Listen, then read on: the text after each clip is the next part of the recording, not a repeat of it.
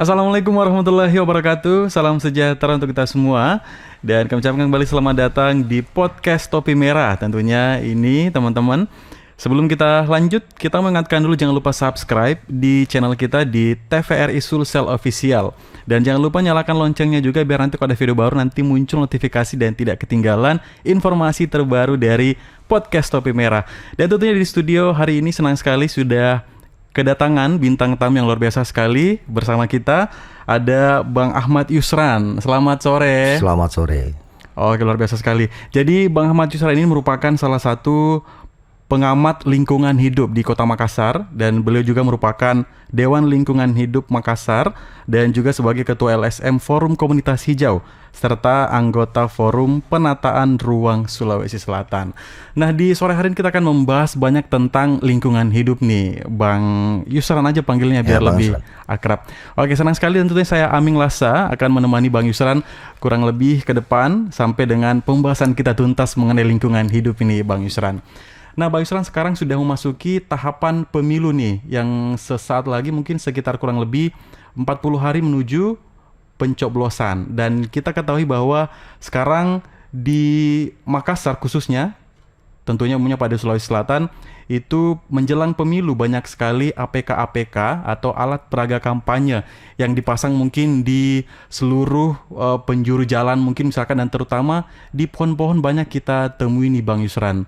Mungkin banyak dipasang seperti baliho, spanduk, dan umbul-umbul dan bendera. Ini tentunya mencemari dan merusak lingkungan kita melalui pohon. Nah, kita minta pandangannya Bang Yusran dulu, bagaimana nih pandangannya terhadap kejadian itu. Oke, yang pertama-tama saya mengucapkan dulu terima kasih banyak kepada TVRI melalui podcast kegiatan ini untuk mengingatkan kembali bahwasanya apa yang menjadi regulasi atau aturan itu sangat jelas ya. Di antaranya bagaimana penempatan alat peraga kampanye, baik yang sebagaimana dalam tertuang pasal 70 dan 71 Undang-Undang tahun 2017 mengenai pemilu.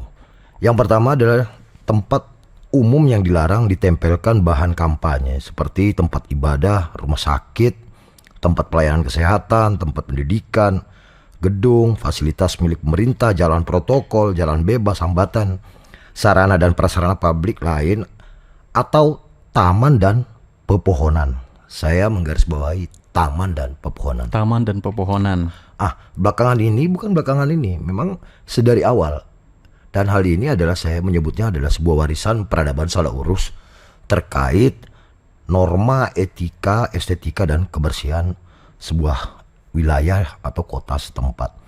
Kenapa hal ini bukan paradigma baru, tapi ini hal yang sudah lama turun-temurun.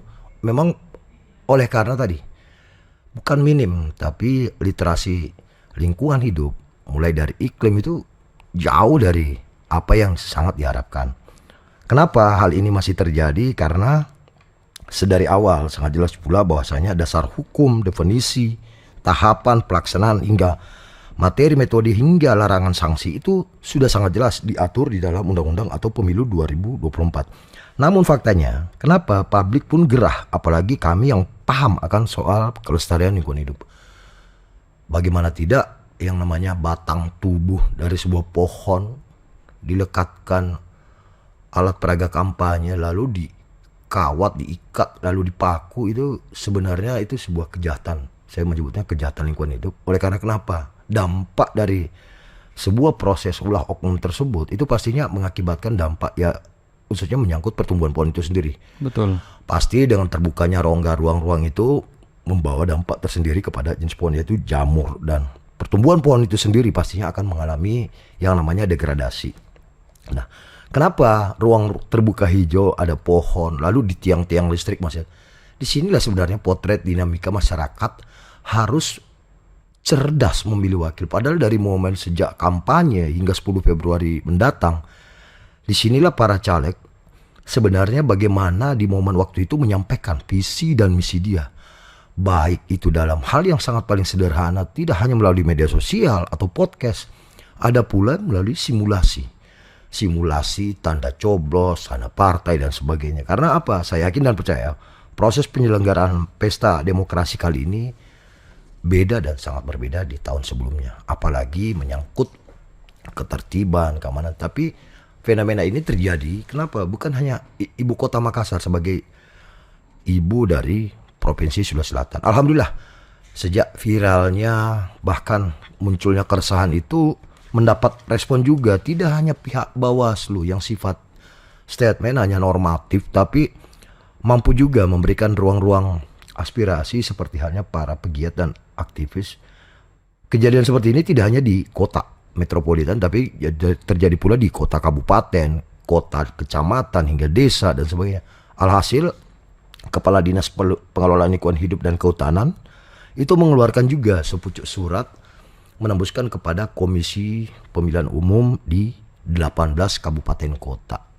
Alhamdulillah siang tadi kami juga dapat sebuah kiriman atau tembusan bahwasanya apa yang menjadi keresahan publik itu sudah direspon pula oleh pemerintah. Hanya saja publik juga yang namanya masyarakat ya harus sadar juga bahwasanya sebagai penyelenggara terbatas oleh waktu, sumber daya dan sebagainya. Tapi kalau kesadaran lingkungan kita memang tidak ada, itu sama halnya kita melakukan sebuah proses pembiaran. Bagaimana kota kita kotor, tidak bersih, lalu kaidah estetika sebuah ruang sendiri memang sangat jauh dari. Betul sekali. Ini tentunya mengganggu keestetikan kota nih Bang Yusran. Dan ini kalau dari segi pengamatan Bang Yusran sendiri, ini kan dalam jangka waktu yang panjang nih Bang Yusran untuk pohon ini dipaku dan dikawat dan semacamnya. Apakah membutuhkan waktu yang lama untuk pohon ini kembali seperti semula atau normal kembali pertumbuhannya? Saya sederhananya mengambil sebuah proses seperti ini. Kalau manusia atau secara anatomi pertumbuhan pohon sendiri itu setahun, 2 tahun, 3 tahun. Ya ibarat kata kalau manusia dada kiri kita dipaku atau paha kanan kita dipaku atau diikat saja pasti mengalami efek atau dampak. Betul. Apalagi yang namanya pohon sebagai penyumbang oksigen atau sangat jelas manfaat dan fungsi secara ekologi, tapi dirusak oleh sebuah oknum-oknum dalam ekosistem yang mau mengambil tidak hanya nilai ekonomi. Saya yakin dan percaya karena pernah kami ngobrol mendapatkan sebuah data informasi langsung di lapangan jauh sebelum pelaksanaan itu terjadi, bahwasanya memang satu titik yang dimaksud itu entah pohon, tiang listrik atau apa itu nilainya 10.000. Jadi bisa dibayangkan ketika 2.000 APK beredar di daerah sebuah satu kecamatan dan masuk ke kelurahan, habis kota kita. Betul sekali. Dan ini tidak hanya di pohon juga Bang Yusran, tapi banyak sekali di titik-titik tertentu, dan ini juga bisa mengganggu pengendara misalkan. Selain untuk menghambat pertumbuhan pohon, kalau kita berkendara misalkan di persimpangan 3, persimpangan 4, bahkan persimpangan 5, bahkan ada APK-APK yang terlalu besar yang menutup ruas jalan sehingga ini membahayakan nyawa dari pengendara itu sendiri. Bagaimana tanggapan Bang Yusran dari segi itu? Hal itu sangat jelas. Tidak hanya di momen pesta pemilu. Penempatan entah itu sebuah reklame atau apa dan sebagainya, ada norma dan kaidah. Apalagi menyangkut keselamatan sendiri para pengguna jalan. Yang pastinya analisis dampak lingkungan ini tidak hanya lingkungan menyangkut pohon beserta isi, tapi ada juga lalu lintas, lalu ada juga masyarakat pelintas yang ingin merasakan bagaimana akses jalan itu milik publik itu kita lebih terbuka, tidak hanya melihat. Tapi faktanya hari ini ketika kita ingin belok ke kanan, ingin belok ke kiri atau menghadap, itu pasti diperhadapkan dengan sebuah wajah yang bergentayangan di pohon. Itu sederhananya seperti itu. Dan tidak hanya pohon, wajah yang berbeda-beda. ya, entah tiang listrik, tiang kabel telepon atau apa dan sebagainya, pasti seperti itu. Jadi obrolan kami sederhana oleh teman-teman di sejiwa di Forum Kuantitas Hijau itu, belakangan ini memang kota kita hingga di perbatasan atau di mana-mana itu pohon itu mendadak, penunggunya ada. Penunggunya itu tadi, saya menyebutnya penunggunya itu tadi. Pohon. Belum apa-apa belum duduk sudah merusak kualitas estetika dan norma-norma kaidah yang menyangkut kelestarian lingkungan hidup. Tidak hanya merusak mungkin lingkungan, tapi juga mengancam keselamatan dan nyawa Ya, seseorang. itu dari sisi transportasi. Baik Bang Yusran, ini selain peraturan tentang pemilu ini, tentang pelarangan pemasangan APK di tempat-tempat umum, ini juga sehubungan dengan Perwali nomor 71 tahun 2019 tentang penataan dan pengelolaan ruang terbuka hijau di Kota Makassar, yang tentunya ini Bang Yusran dilarang melakukan penebangan dan tentunya perusakan fungsi ruang terbuka hijau di bidang lingkungan hidup tanpa ada izin dari OPD setempat. Ini menurut Bang Yusran, apakah memang dari segi calegnya atau si tim suksesnya yang kurang edukasi tentang hal itu? Saya tidak hanya melihat, tapi saya lebih jauh menganalisis dan mengkaji bahwasanya memang akar dari masalah ini adalah bukan kurang sadar, ya memang ketidaktahuan dan keterpaksaan melakukan hal itu karena ada potensi tadi. Pertama, mencari nilai ekonomi dulu di dalam sebuah ekosistem itu pasti. Yang kedua, bagaimana para oknum, saya sebutnya para oknum ini memang bergerilya tidak hanya di masa, mereka sangat tahu dan paham isi kota ini akan dan bagaimana. Padahal itu sudah sangat jelas di pasal tentang Perwali nomor 71 tentang penataan dan pengelolaan ruang terbuka hijau. Itu tidak hanya taman, median jalan, trotoar itu bagian dari ruang terbuka hijau. Nah, sekarang sudah diatur mulai dari dilarang melakukan penebangan, pemindahan pohon, maupun perusakan terhadap fungsi RTA sendiri. Nah, yang tidak kalah penting adalah tadi pasal 31 poin B tadi. Setiap orang dilarang menguliti pohon, menyiram oli atau pelumas dan sejenisnya, memasang karbit, lalu menyuntikkan racun serta. Nah, sekarang apa yang terjadi sehingga menyebabkan pohon itu yang namanya mati? Sebelum mati ya tadi ada proses juga. Dia harus keracunan dulu, berjamur, stres dan sebagainya. Nah, inilah sebenarnya fenomena yang kenapa pentingnya tentang apa yang disebut spiritual ekologi. Karena jangan sampai tampang agamais, tapi ia adalah perusak atau penjahat lingkungan hidup. Dan itu terbukti. Kenapa saya mau bilang bahwasanya ini sesuatu hal yang terencana, sistemik dan sistematik. Jauh sebelumnya kami sudah pernah mengingatkan pemerintah bahwasanya akar dari permasalahan ini adalah sumber di mana mulai dari percetakan, lalu orang-orang yang mencetak, lalu membawa ke daerah pemilihan masing-masing. Nah, sebenarnya itu bisa, tidak dikendalikan, bisa dikendalikan. Kalaupun disampaikan jangan, itu bisa, bukan tidak bisa. Nah, alhasil tidak hanya menjadi PR pemerintah atau penyelenggara pesta pemilu itu sendiri, tapi memang lagi-lagi kita diperhadapkan terkait kualitas itu tadi. Sebuah indeks kualitas lingkungan hidup di Kota Makassar yang memang jauh dari apa yang diharapkan kita. Kita tidak berlaku ramah tidak hanya di lingkungan kita, tapi di ruas-ruas jalan itu terbukti. Ketika ada hajatan besar, tidak dipakui tapi bendera. Saya sebut saja bendera partai, bendera organisasi. Di daerah lain tidak begitu juga. Ya. Oke, Bang Yusran. Dan ini saya juga mengamati dari pandangan saya sendiri untuk pemasangan baleho, spanduk, umbul-umbul dan bendera itu dilakukan oleh oknum ini pada malam hari, Bang Yusran. Ya.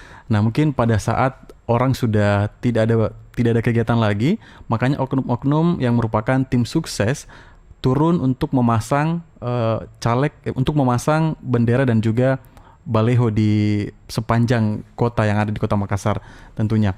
Bagaimana pandangan dari Bang Yusran sendiri? Apakah menurut Bang Yusran tim sukses yang memasang APK-APK ini meminta izin terlebih dahulu kepada OPD atau Dinas Lingkungan Hidup atau langsung memasang saja? Begitu? Yang pasti saya tidak akan melakukan sebuah vonis atau menjustis, tapi ini adalah sebuah tindakan oknum yang memang sengaja melabrak dan melanggar yang namanya aturan. Mereka tahu, mengerti dan paham di mana situasi kondisi pemasangan itu tidak hanya di malam hari hingga subuh hari, itu pasti. Artinya begini, yang bahasa sederhana di tingkat masyarakat itu pasukan jinnya itu ada. Nah, sederhananya pula kami menganggap bahwasanya oknum-oknum ini mengkarbitkan calon legislatif yang memang tidak pantas dan sewajarnya seperti itu. Karena alat peraga kampanye itu mulai dari momen waktu dan sebagainya. Disinilah bagaimana partai melalui caleg-caleg tadi memanfaatkan ruang dan waktu bertemu muka, bertatap muka bersama masyarakat tentang penyampaian visi misi. Mohon maaf, yang ada di tengah jalan yang menyangkut caleg apa dan sebagainya, Itu cuma nomor dan seperti ini dan seperti ini. Dan itu terjadi. Saya tidak mau mendahului bahwasanya tim sukses. Bisa saja yang disebut adalah orang suruhan. Orang suruhan yang tahu mengerti situasi dan kondisi. Jadi bisa dibayangkan ketika pohon yang baru berusia 3-5 tahun dengan usia tumbuh yang masih beradaptasi dan sebagainya itu habis. Celakanya saya menyebut satu jalan pendidikan. Terus jalan pendidikan itu hanya 2 yang orang tahu. Ya itu samping Universitas Negeri Makassar dan UNM itu sepanjang pohon tuh di bidang jalan. Sepanjang pohon. Itu mulai dari kita masuk sampai di ujung itu gentayangan semua tuh di atas pohon. Lalu di tikungan kita ketika mau kelok juga diperhadapkan dengan pamflet banner yang besar. Masya Allah. Saya cuma mau bilang hari ini memang isu tentang lingkungan hidup di di caleg di partai itu masih jauh dari. Karena masih sifatnya bukan hanya pencitraan, bukan. Tapi ya inilah kenapa potret dinamika seperti ini terus terjadi padahal regulasi itu sudah ada. Memang karena kita krisis itu tadi tidak hanya menyangkut sosok, figur dan sebagainya. Alhamdulillah saya secara personal maupun profesional saya akan menyampaikan bahwasanya saya akan golongan putih, golput. Karena kenapa? Yang pertama saya masih sedih dan sakit melihat pohon saya disakiti. Lalu kualitas lingkungan yang ada di Kota Makassar rusak oleh oknum-oknum. Dan yang membuat kami terjaga dan sadar terus berjuang bahwasanya kami juga tidak anti akan yang namanya pesta. Tapi pesta itu silahkan lakukan secara bermartabat. Apalagi mengkampanyekan sesuatu hal yang positif. Tapi ketika apa yang terjadi kami lihat seperti halnya tidak hanya di Taman Andrea, Sudiang, Bersebut ini. Saya tidak bisa membayangkan tinggal ikan saja di bawah dasar laut. Kenapa tidak? Karena wilayah Kota Makassar sendiri diketahui bahwasanya secara landscape itu kita ada seascape, laut, sungai dan daratan. Jadi saya nggak bisa membayangkan pohon-pohon yang begitu sebenarnya untuk pertumbuhan dan melahirkan oksigen, kita hirup udara segar, mendadak ada penunggu seperti itu. Betul. Dan ini sih sepertinya memang ada kurang kesadaran Bang Yusran karena memang sudah tertuang dalam peraturan tentang dari pemilu dan juga Perwali ini menjelaskan dan tentunya menerangkan bahwa tidak boleh diadakan seperti itu. Tapi memang kesadaran. Jadi untuk kesadaran kita berbicara sadar atau kesadaran hanya ada 2, pikiran sadar dan bawah sadar. Bawah sadar. Sejumlah regulasi itu ada tanpa ada efek jerah berupa sanksi. Itu oknum itu sama dengan praktek korupsi. Hari ini kita bukan mau memberantas korupsi. Hari ini kita bagaimana membersihkan diri dulu. Secara spiritual ekologi dulu.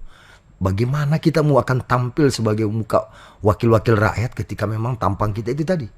Tidak hanya religi, tapi praktek korupsi itu masih ada. Dan saya menyebut ini adalah sebuah praktek kejahatan yang terstruktur, sistemik dan memerlukan sebuah tindakan sanksi yang sangat jelas. Praktek kejahatan. Jadi memang betul-betul kurang kesadaran, mereka belum menyadari bahwa pentingnya pohon itu untuk kehidupan jangka panjang seorang manusia. Kehidupan jangka panjang ini saya sederhana saja. Sedikit lagi kita gelap, sedikit lagi pohon-pohon akan menghirup untuk bagaimana menutup diri. Lalu di pagi hari dia mengeluarkan. Bahwasanya perubahan iklim ini telah membawa pengaruh. Iklim ini tidak hanya secara alam semesta dan lingkungan, bagaimana panas yang temperatur tiba-tiba kita hujan dan begini. Apa yang terjadi? Kita muak melihat pemandangan-pemandangan seperti itu, tapi kita melakukan sebuah perubahan hal yang kecil yang mampu menggugah tadi pikiran sadar, alam bawah sadar. Memang kita prakteknya baik mulai penyelenggara, pemerintah dan sebagainya masih sifatnya lempar bola panas. Belum kepada sinergi, kolaborasi dan itu tadi bagaimana meminimalisir dampak. Betul. Memang sebenarnya kalau oknum-oknum tersebut memiliki kesadaran Bang Yusran, pasti mereka berpikir jangka panjang bahwa selain dengan memasang APK di ruas jalan ataupun di pohon-pohon, mereka bisa berkampanye melalui sosial media. Sosial media jangkauannya sangat luas. Ini tidak dipungkiri bahwa sosial media bisa menjangkau kita di mana-mana.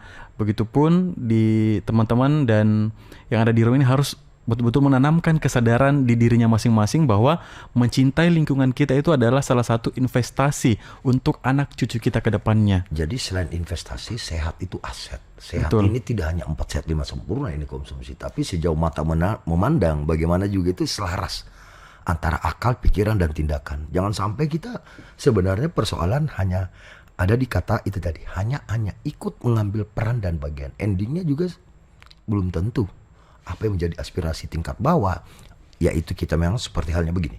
Di Kota Makassar isu lingkungan hidup itu tidak hanya krisis menyangkut ruang terbuka hijau sebagaimana amanat undang 30%, 20% publik, 10 private.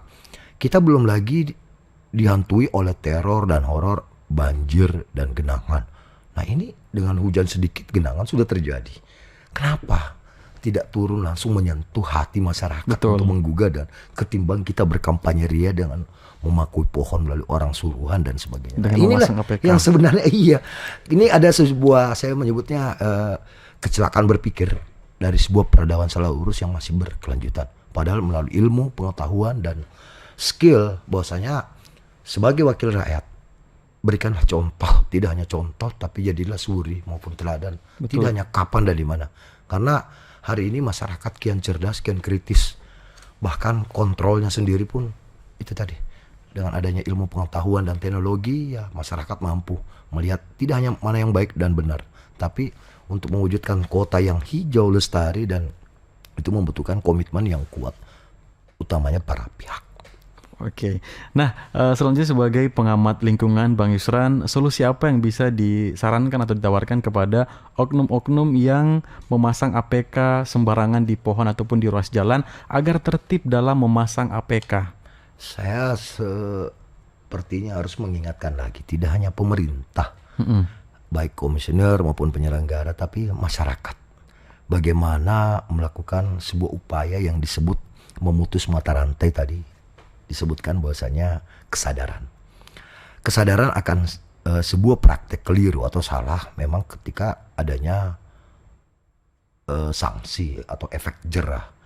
Kota kita memang begitu sudah smart, CCTV ada di mana-mana, lalu masyarakatnya juga. Tapi jangan sampai masyarakat sudah latah juga yang namanya pembiaran. Sudahlah, itu hanya ulah sekelompok, hanya itu, dan alhasil satupun bahwasanya kita dengan tidak terlibat di politik praktis atau tidak ikut partai, ya kita juga sudah mengambil peran dalam pembangunan manusia, yaitu bagaimana menyadar luaskan bahwasanya kebersihan dan estetika ruang di dalam lingkungan hidup itu adalah sebuah pengaruh utamaan. Jadi tidak hanya manusia yang memandang, pohon juga adalah tempat bertenggernya burung dan lain-lain dan sebagainya. Nah, di sini sebenarnya para pihak, kalau menyangkut produk regulasi perwali, perda, nah itu eksekutor ada, Pol PP. Tapi di momentum seperti ini bisa para pihak, tidak hanya Bawaslu sebagai pengawas. Ini banyak ormas-ormas, banyak organisasi lingkungan hidup, banyak aktivis praktisi yang ingin mengambil bagian. Tapi itu tadi, mereka lebih jauh, lebih waras menjaga agar setara dan selaras dengan apa yang menjadi pesta, yaitu memilih wakil rakyat, lalu bagaimana memilih presiden. Saya pikir ini sebuah hal yang bagus bahwasanya melalui acara podcast seperti ini ikut kembali memberikan ruang-ruang belajar kelas-kelas untuk memantik pikiran sadar dan bawah sadar kita bahwasanya sesuatu menjaga lingkungan secara harmoni, setara dan selaras itu tidak semudah apa yang dibayangkan oleh orang lain.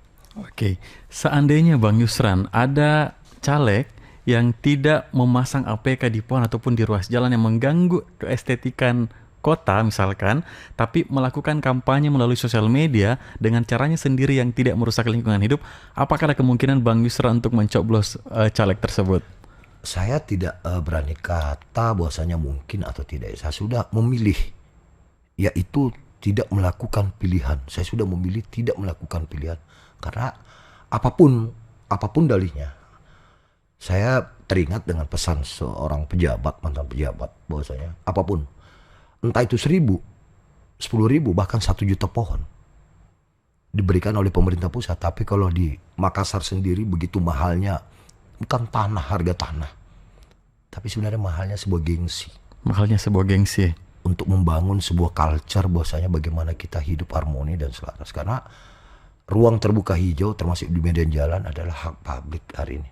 Kenapa yang dulunya disebut pemilihan itu sudah ketika berhasil, kalau tidak mendapatkan dana hibah atau CSR gampang, padahal bukan lagi hari ini. Hari ini adalah bagaimana membangun kesadaran, yaitu ESG, Environment Social Governance. Jadi bagaimana pendidikan lingkungan hidup itu tidak hanya di kurikulum.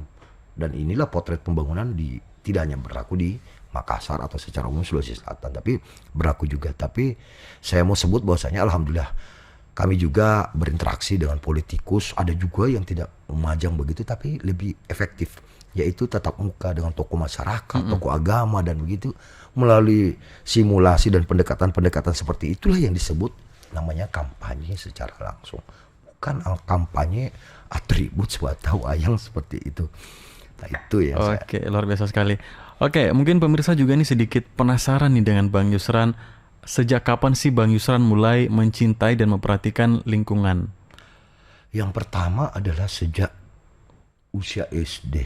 Pertama kali itu di tahun 80-an ya. 80 itu ikut dengan bapak bagaimana menanam pisang di depan rumah. Tidak hanya pisang, menanam tebu, yang namanya sayuran juga. Itu nampak sekali bagaimana kami hidup di dalam sebuah ekosistem yang namanya kompleks atau perumahan. Saya sebutnya bercanda aja dulu ya. Iya. Yang namanya perumahan belum lunas itu pertama itu adanya di Panakukang sana. Iya. Nah kami kecil lahir dalam sebuah kompleks yang namanya kompleks Perumnas. Nah disitulah kami memanfaatkan ruang sekecil apapun. Bahwasanya ternyata kalau kita sebelum panen pisang, ini ada yang namanya buah pisang. Buah kelor pun juga seperti itu. Buah kelor punya. Belum lagi mangga apa dan sebagainya. Lalu ya seperti itu, karena sebuah yang namanya siklus kebiasaan, akhirnya sampai detik ini. Oke, jadi seperti itu teman-teman. Jadi mungkin pemirsa di rumah ya, ataupun yang nonton kita di podcast Topi Merah, itulah awal mula cerita Bang Yusran mulai mencintai lingkungan. Nah Bang Yusran, mungkin ada closing statement untuk pemirsa podcast Catatan Topi Merah dimanapun berada, mungkin bisa diberikan sedikit pesan-pesan bagaimana cara mencintai lingkungan ala Bang Yusran. Oke, jadi mencintai lingkungan itu sederhana, dimulai dari komitmen kita dari hal-hal kecil. Tidak hanya sebuah program kecil, lihat sampah ambil, itu sebagai contoh paling kecil itu. Sekalipun tidak bersuara tapi bekerjalah dalam diam. Tidak usah menunggu kita banyak, kita besar, tapi berikanlah sebagaimana contoh gerak yang selaras. Karena hari ini tidak dipungkiri bahwasanya nanti ketika mahasiswa baru mencintai alam. Betul. Nah itu terbukti bahwasanya mahasiswa pencinta alam. Apakah alam. nanti mahasiswa? Dan sebenarnya itu kultur pendidikan lingkungan hidup itu dimulai dari rumah, lingkungan orang tua, ayah, ibu. Nah disitulah basis pertama. Bagaimana kita adaptif tentang norma, kaidah dan estetika itu sendiri. Oke, luar biasa sekali. Terima kasih Bang Yusran sudah berkenan hadir di podcast Catatan Topi Merah. Dan itulah tadi mungkin bisa kita ambil banyak pelajaran bagaimana cara mencintai lingkungan hidup yang ada di sekitar kita. Dan tentunya pemirsa, mencintai lingkungan ini sama halnya dengan menyelamatkan generasi anak cucu kita ke depannya, karena mencintai lingkungan adalah investasi kehidupan jangka panjang. Tetap saksikan podcast Catatan Topi Merah dan jangan lupa subscribe dan juga tekan tombol loncengnya biar kalian tidak ketinggalan informasi dan tidak ketinggalan video kalau kita punya video baru. Terima kasih Bang Yusran, saya mewakili seluruh kru yang bertugas mengucapkan terima kasih. Sukses untuk Bang Yusran dan terima kasih untuk insight-nya hari ini. Teman-teman, sampai jumpa. Wassalamualaikum warahmatullahi wabarakatuh. Waalaikumsalam. Salam Topi Merah. Diminum kopinya Bang Yusran. Alhamdulillah. Tapi kalau RRI baru lepas dari Pro 1 lebih lagi.